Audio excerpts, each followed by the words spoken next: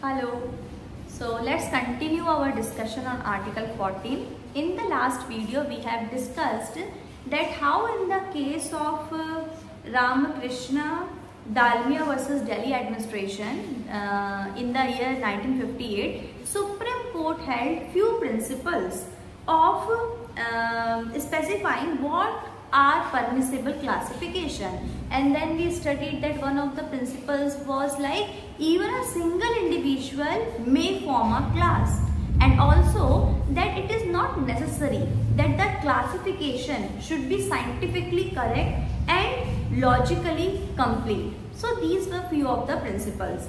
Now a new development happened in the year 1974 when Supreme Court was hearing the case of E.P. Royappa versus State of Tamil Nadu, the year 1974. In this case, Supreme Court said that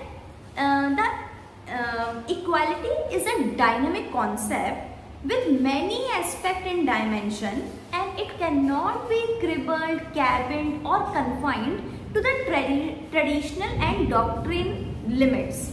Okay? And Supreme Court is proposing, or Supreme Court said that actually equality is antithetic to arbitrariness. It's opposite to arbitrariness. Where there is arbitrariness, there will not be equality. So it is quite opposite to each other. Supreme Court is saying that where equality belongs to the rule of law in a republic, the other thing, that is arbitrariness, belongs to the whim and caprice of an absolute monarch. This much different they are, opposite they are. Okay? Then in Maneka Gandhi versus Union of India in the year 1978, Supreme Court is saying that Article 14 strikes at arbitrariness of a state. Okay? With giving equality to the people, actually Article 14 is striking at the arbitrary power of the state action and ensures fairness and equality of treatment. This is Supreme Court saying in the case of Maneka Gandhi. Then Supreme Court is saying in the same case, the principle of reasonableness, which logically as well as philosophically is an essential element of equality and non-arbitrariness, pervades Article 14 like a brooding omnipresence. So now since year 1974, Supreme Court has started emphasizing that the state action shall not be arbitrariness, that is equality in another sense. Okay. Then in the case of R.K. Garg versus Union of India, AIR 1981, and this case law is famously called as bearer-bond case. Now see what happened in this case, that the Special Bearer-Bond Immunities and Exemption Act 1981 was passed by the Parliament. And what was the provision, or what was the gist of this act? That is, in order to channelize black money for productive purpose or to make it white, that is, in order to channelize black money for productive purpose, government authorized investment of such money, such black money, in bearer bonds with full immunity and exemption from tax. Okay? Also, and tax of all kind like income tax, wealth tax, gift tax, etc. As well as from the disclosure of sources to the investors in which the bond was upheld.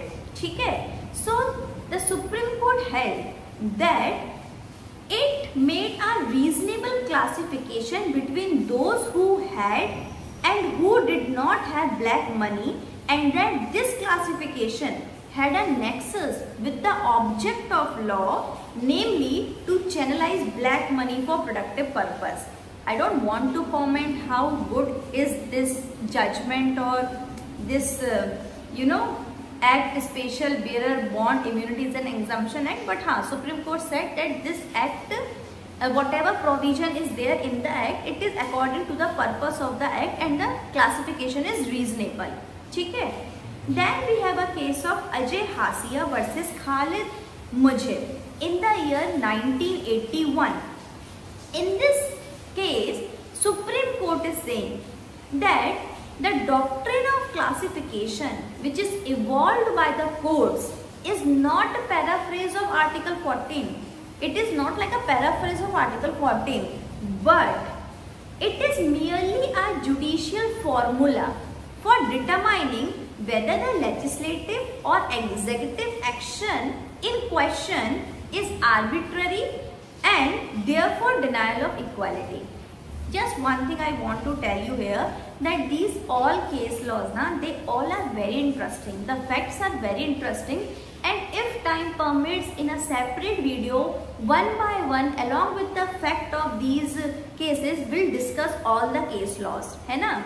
As of now, I am not discussing the facts because then the video will become too long and maybe you will lose interest also. So for the exam purpose, you may just note down the case law and what was held by the court in respect of Article 14. Okay? Then we have a case law of A.V. Nachane versus Union of India, AIR 1982, and this is popularly known as LIC bonus case. So what happened? In this case, through LIC Amendment Act of 1981, Class 3 and Class 4 employees were given bonus. अब क्या other class people become jealous that why we are not getting bonus. So the Supreme Court held that that IMNS is a distinct and separate class itself. That is, those class 3 and class 4 people, employees, they are distinct class itself, even though it is a part of Indian Army. Okay? In other words, permissible classification would include a class even though it is a post of the largest class. Okay? They are a class in itself, so you can legislate on them. And you are not legislating on the basis of religion, caste, sex, creed. इन सब पे नहीं कर रहे हो ना. This is something related to employment. So yes, we have seen that sometimes some specific policies are directed only for those people who are class D or category D employees. ऐसा बहुत होता है, तो this is fine. Then we have a case law D.S. Nakara versus Union of India, AIR 1983. In this case, the Supreme Court held that the fundamental principle in Article 14 forbids class legislation but permits reasonable classification. We started our discussion with this only, that Article 14 forbids class legislation but does not forbid reasonable classification. है ना? Then we have a case law Meethu versus State of Punjab. Year is 1983. What is Meethu versus State of Punjab? See, in this case law, what happened? We had a section 303 of IPC, and the thing is, those accused person who are already a convict and committed a murder. So provision was like, if a accused person is already convicted for another offense and has murdered someone, so in this situation, this accused person will mandatory get death penalty. But in another cases of murder, death penalty is not mandatory.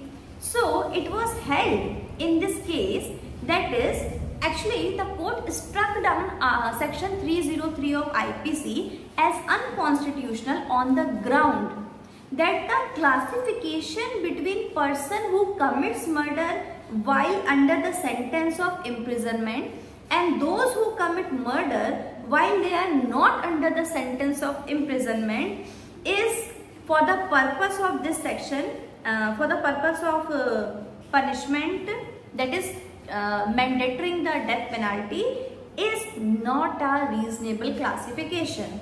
Okay, is not a rational principle. So this was struck down. Then we have another case law, that is Air India versus Nargis Mirza. Year is 1981. In this case, what happened? That a regulation was passed by the authority for the termination of services of those air hostesses who got pregnant. ठीक है? So what kind of law is this?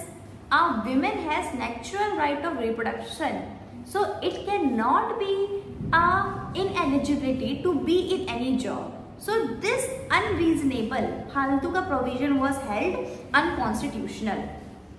Then we have K. Nagaraj versus State of Andhra Pradesh. The year is 1985.